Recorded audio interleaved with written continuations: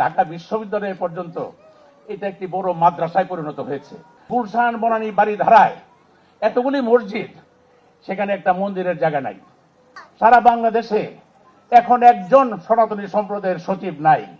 আমাদের DC SP কোথাও আমাদের কোনো পদায়ন নাই, এবং ডক্টর ইউনূস সমস্ত ক্ষেত্র থেকে সমস্ত হিন্দুদেরকে বিতরণ করে গেছেন। আমরা শেখ হাসিনার কাছেও আমি যখন পূজা পরিষদের সভাপতি, আমি পাশে বসে ওনাকে বলেছি যে আপনি এই দেশে মাদ্রাসা শিক্ষার সমানে যেভাবে, আমি একজন শিল্পপতি হিসেবে বলি, যেমন র মেটেরিয়াল দিবেন প্রোডাকশন সেরকম বেরোবে, সমানে মাদ্রাসা বানাচ্ছেন। এই যে আজকে যাত্রাবাড়ির দিকে যাবেন, চাষারার দিকে যাবেন, শুধু মাদ্রাসা ডাইনে বাই মাদ্রাসা, এই যে এরা যেদিন উঠে আসবে সেই দিন, আমি বক্তৃতায় গিয়ে বলেছি ঢাকেশ্বরী মন্দিরে, সেদিন আপনার পতন হবে, এই দেশ আফগানিস্তান হবে, পাকিস্তান হবে, এমন একটি কথাও বলেছি। অনেক আওয়ামী লীগার আমাকে পিছন থেকে টান দিয়েছে, কিন্তু আজকে অবস্থাটা দেখেন যে উনি দেশেই থাকতে পারলেন না, এমন একটি পরিস্থিতির সৃষ্টি হলো। আমরা এইটুকু কথা বলতে পারি যে অন্তত 100 সিট আমরা এই সনাতনী সম্প্রদায়, আমরা 100 সিটের ভাগ্য নির্ধারণ করি এখনো বাংলাদেশে।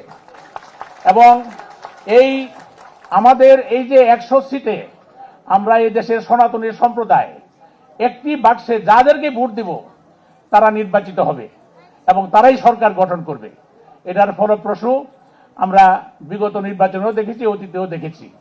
আমি 6 ফেব্রুয়ারি এর আগে যখন তারেক রহমান সাহেব লন্ডন থেকে ফিরে আসলেন, আমার এই ভূমিকার কারণে তিনি একটি সভার আয়োজন করলেন গুলশান বিএনপি অফিসে, এবং সেখানে হিন্দু সম্প্রদায়ের বহু মানুষ উপস্থিত ছিল, বিভিন্ন মন্দির থেকেও গেছিল। আমাকে ওনার পাশে স্টেজে নিয়ে বসালেন এবং আমি আমার বক্তব্য রেখেছিলাম। আমি যে কথাগুলি বলেছিলাম সংক্ষিপ্তভাবে বলি। আমি বলেছিলাম যে হিন্দুরা আপনাদেরকে ভোট দিবে, কিন্তু একটি কথা, আমাদের যোগ্যতার ভিত্তিতে, ধর্মের ভিত্তিতে নয়, যাদের যোগ্যতা আছে তাদেরকে যেন সঠিক জায়গায় পদায়ন করতে হয়। আমি ওনাকে বলেছিলাম যে আমরা জানি রাষ্ট্রপতি আপনারা করবেন না, প্রধানমন্ত্রী আমরা হতে দেবেন না, আইজিপি হবে না বাংলাদেশ ব্যাংকের গভর্নর আমাদের করতে দিবেন না, কিন্তু অন্যান্য ক্ষেত্রে যেখানে রাষ্ট্র পরিচালনায় অবদান রাখতে পারে, এমনকি শিক্ষা ক্ষেত্রে হিন্দুদের যে অবদান, সেই অবদানটুকু রাখার জন্য আমাদেরকে অন্তত সুযোগ করে দিবেন। এবং সেখানে তিনি রংপুরে গিয়ে প্রথম যে বক্তব্য রাখলেন তারেক রহমান সাহেব, সেখানে কিন্তু এই কথা বলেছিলেন যে আমি ধর্ম বর্ণ নির্বিশেষে আমি যোগ্যতার ভিত্তিতে পদায়ন করব।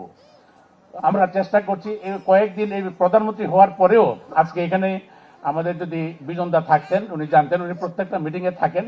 মাননীয় প্রধানমন্ত্রীর সাথে মিটিং করেছি, স্বরাষ্ট্রমন্ত্রী মহোদয়ের সাথে করেছি, সংস্থাপন মন্ত্রণালয়ে গিয়ে কথা বলেছি, এবং সেখানেও আমরা একই কথা বলি যে আমাদের দাবি দেওয়া পূরণ হচ্ছে না।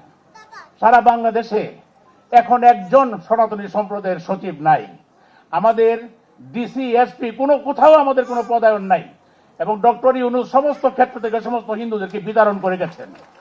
এইভাবে একটি সম্প্রদায়, যেখানে অস্ট্রেলিয়া মহাদেশে যে পরিমাণ মানুষ, কতগুলি মানুষ হিন্দু সম্প্রদায়ের মানুষ আমরা এই দেশে আছি, আমাদেরকে সেখানে মূল্যায়ন না করে দেশের উন্নয়ন করা সম্ভব নয়। এবং যথাযোগ্য যাদের যোগ্যতা আছে সেই যোগ্যতা সম্পন্ন মানুষকে যদি যথাস্থানে পদায়ন করা না হয়, দেশের উন্নয়ন করাও সম্ভব নয়। আমি অনুরোধ জানাবো মাননীয় মন্ত্রী, আপনার মাধ্যমে, আপনি প্রধানমন্ত্রীর সাথে সবসময় কথা হয় যে উনি যেন ওনার কথা রাখেন। কারণ আমরা এই যে নির্বাচনের সময় সমস্ত হিন্দু সম্প্রদায়কে বলেছি যে আপনারা এবার ধানের শীষে ভোট দিবেন, আগামীতে আবারও নির্বাচন আসবে। আমি জানি না আওয়ামী লীগের নির্বাচন আবার এই দেশে রাজনীতি করবে কিনা, সেটা আমরা জানি না, কিন্তু এটুকু জানি যে আপনারা যদি আমাদের জন্য একটি পদক্ষেপ, আমরা একটু ভালো থাকি এরকম একটি পরিবেশ যদি আপনি করে দেন এবং করেন, তাহলে আমরা 2টি পদক্ষেপ আপনাদের জন্য আমরা এগিয়ে যাব, এই কথা আমরা দিতে পারি। আমরা বলেছিলাম যে এই যে হরিদাসকে ওখানে রামের নিয়ে যে সমস্ত গন্ডগোল হচ্ছে, আমাদের যে অবতার তাকে জুতা মারা হলো ব্যানারের মধ্যে। স্বরাষ্ট্রমন্ত্রীকে আমরা অনুরোধ জানিয়েছিলাম যে এদেরকে গ্রেপ্তার করা হোক, এদের বিচার হয় না। যারা হিন্দুদের মন্দির ভাঙে, যারা প্রতিমা ভাঙে, তাদের বিচার হয় না বলেই এই কাজগুলো অনবরত হয়ে যাচ্ছে। এটা আওয়ামী লীগ আমলেও হয় নাই, এখন বিএনপির সময়ও আমরা দেখছি যে হয় না। এগুলো হতে হবে, নয়তো আমরা এখানে আমাদের সমান অধিকার নিয়ে বসবাস করা খুব কঠিন। আমি ধন্যবাদ জানাই 9 তারিখে যখন নজরুল ইসলাম খান সাহেবের সাথে মিটিং করি নির্বাচনের আগে, তখন তিনি ইশতেহারে দেখিয়েছিলেন যে দেখেন আমরা বিশ্বাসী অবিশ্বাসী সকল মানুষের জন্য সমান অধিকার নিশ্চিত করেছি, আমাদের ইশতেহারে লেখা আছে।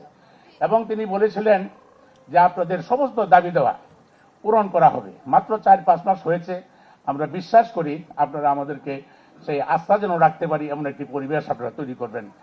আমি বেশি কথা আর বলবো না, কারণ মাননীয় মন্ত্রীকে আপনারাও অনেক দাবি দেওয়া করেছেন।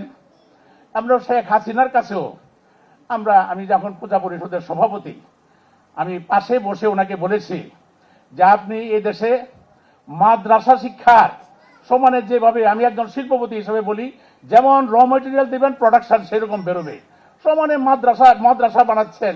এই যে আজকে যাত্রাবাড়ির দিকে যাবেন, চাষারার দিকে যাবেন, শুধু মাদ্রাসা ডাইনে বাই মাদ্রাসা, এই যে এরা যেদিন উঠে আসবে সেই দিন, আমি বক্তৃতায় গিয়ে বলেছি ঢাকেশ্বরী মন্দিরে, সেদিন আপনার পতন হবে, এই দেশ আফগানিস্তান হবে, পাকিস্তান হবে, এমন একটি কথাও বলেছি। অনেক আওয়ামী লীগার আমাকে পিছন থেকে টান দিয়েছে, কিন্তু আজকে অবস্থাটা দেখেন যে উনি দেশেই থাকতে পারলেন না, এমন একটি পরিস্থিতির সৃষ্টি হলো। তো সেখানে আজকে ঢাকা বিশ্ববিদ্যালয় পর্যন্ত এটা একটি বড় মাদ্রাসায় পরিণত হয়েছে। আমাদের মন্দিরগুলি নাই, বিভিন্ন মন্দির দখল হয়ে গেছে, ভেঙে ফেলেছে।